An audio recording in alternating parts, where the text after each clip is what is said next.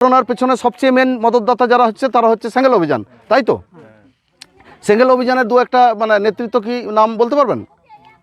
সেঙ্গেল অভিযানের মানে নাম ছিল মোহন হাঁসদা। মোহন হাঁসদার নামে বারে বারে আমরা 70 লাখ টাকা নিচে একটা ঘুষ মানে এই উচ্ছেদের জন্য শুনছি, এটা কি সত্যি? এটা সত্যি। এই মুহূর্তে আমরা যে বাড়িটার মধ্যে দাঁড়িয়েছি, কালকে সকাল 8টা থেকে বিকেল 3টে পর্যন্ত এই বাড়িগুলোতে ব্যাপক হারে আগুন লাগানো হয় এবং যে আগুনটা যারা লাগায়, যে সমস্ত দুষ্কৃতী আগুন লাগায়, এই সমস্ত ঘটনা যেটা ঘটেছে সেটা হচ্ছে যে পুলিশ প্রশাসনের চোখের সামনেই ঘটেছে। এটা মোটামুটি এনাদের দাবি। আর বিশেষ করে এই মুহূর্তে আমরা যে স্পটে দাঁড়িয়েছি সেখানে আমরা পরিষ্কার যেটা বুঝতে পারছি যে পুলিশ প্রশাসনের মদত যদি না থাকে এত বড় ঘটনা ঘটানোর কোনো সম্ভাবনা ছিল না। ইভেন এই মুহূর্তে আইসি চোপড়া আমাদের সাথে আছেন, ওনার নামে আঙুল তুলে তুলে অভিযোগ যে এনারা অভিযোগ করছেন যে এনাকে বারে বারে আমরা এই জায়গায় অভিযোগ মানে এফআইআর করতে গিয়ে ইনি এফআইআর নেননি। এবং সবচেয়ে আশ্চর্য এই যে এতগুলো বাড়ি জ্বলেছে এখনও পর্যন্ত এনাদের নামে মানে এনারা একটা এফআইআরও মানে এনাদের করতে দেওয়া হয়নি। অথচ যখন আমরা প্রথমে আমরা যে এখানে ঢুকতে যাই সেখানে আইসি দাঁড়িয়েছিলেন, উনি বললেন যে আমার কাছে কোনো এফআইআর কেউ করেনি।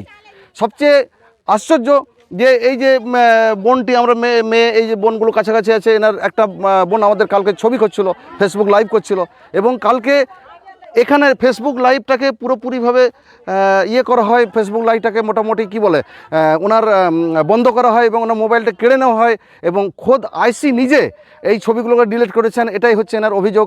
এবং এই মুহূর্তে যখন আমরা গ্রামে ঢুকতে যাচ্ছি, আমাদের এই প্রতিটি ঘরগুলোতে ঢোকার জন্য প্রাথমিকভাবে একটা বাধা সৃষ্টি করা হচ্ছিল আমরা যাতে এখানে ঢুকতে না পারি।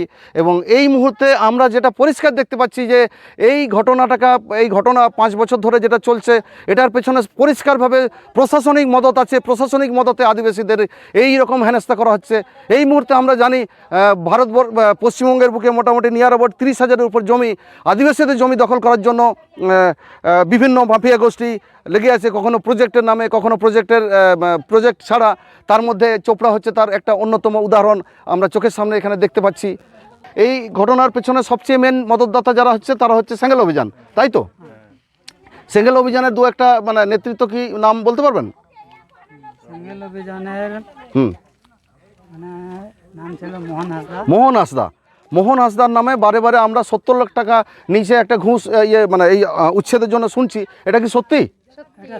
এটা সত্যি।